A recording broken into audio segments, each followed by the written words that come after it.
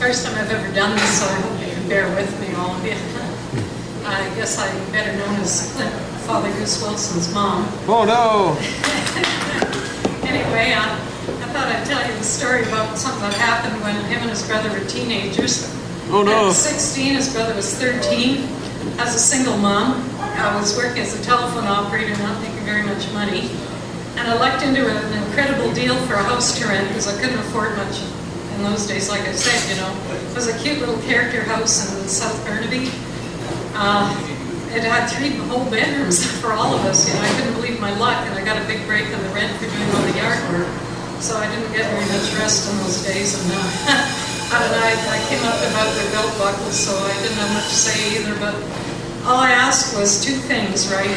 I said, no drum set, no tarantulas. And I thought, well, that's pretty reasonable, right? I thought, I'm not really asking for a lot, right? Mostly just leave me alone, let me go to sleep so I can get up early in the morning, go to work again so I can pay for everything around here.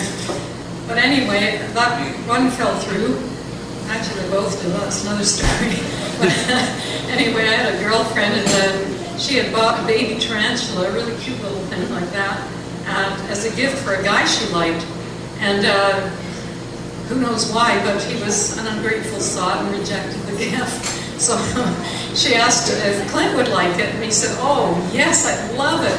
Oh, can I have it? Please, please, please, Mom, can I have it? I just so would love it. And I thought, oh, man, poor guy, you know, he doesn't have much. He never asked for anything anyway, and we can't have a dog. I said, okay. You know, I thought that's just a little bitty thing, you know. But I had no idea, you know, how fast they grow and how large they grow, and he fed it like plenty of crickets. Sorry, I've had 2 beer.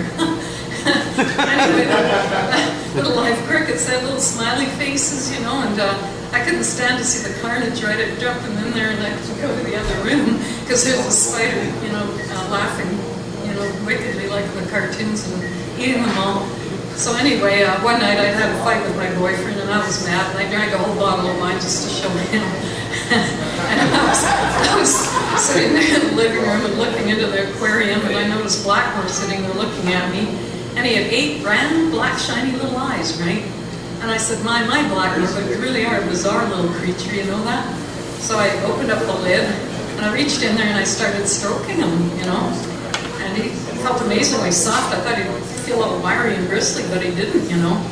And I don't know what he was thinking, because spiders don't really have a whole lot of expression to them, if you ever notice, right? Like, you know, that's pretty much all that happened, right? And I'm so glad he didn't move or anything, because I wasn't that far gone. I would have fainted dead away if he had.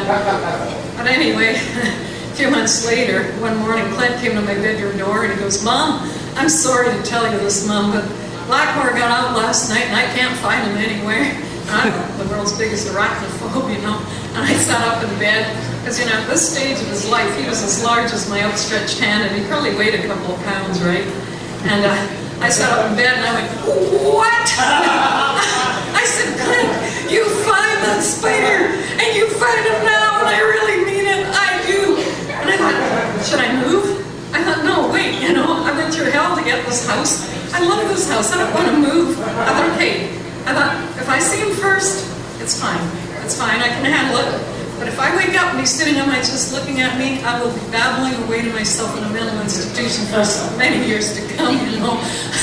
So every day I come home from work, you know, where the hell is he? Okay. But anyway, it took 2 months, and finally his poor little girlfriend, Kristen, who's now his wife, she found him. She went in and cleaned his messy room, she moved the Monopoly game, and boom, there was Blackmore, right? And she came running out of the bedroom with her hand clapped over her mouth and her big blue eyes all bugged out. And she jumped over the whole couch in one leap. And that kind of clued me in. I said, Kristen, what's wrong? And she went, mm-hmm. I said, did you find Blackmore? And she went, mm-hmm. And Clint wasn't home then, and it was late, you know. But I said, we are not losing track of Blackmore again. I got a salad bowl and a newspaper, you know. Nobody wanted to go near Blackmore, least of all me, but it was up to me, you know. So I was trying to guide him in there, you know, making all sorts of sounds. But anyway, then Clint came home, and you know, it was way too late to buy crickets, and he must have been so hungry. But Clint rigged a little piece of a hot dog on a thread and bounced it around in front of Blackmore, and he was fooled. He caught it and he ate it, you know, he thought it was a fly. But anyway, Blackmore was found, he was fed, and everybody was happy, and we all slept soundly for the first time in 2 months.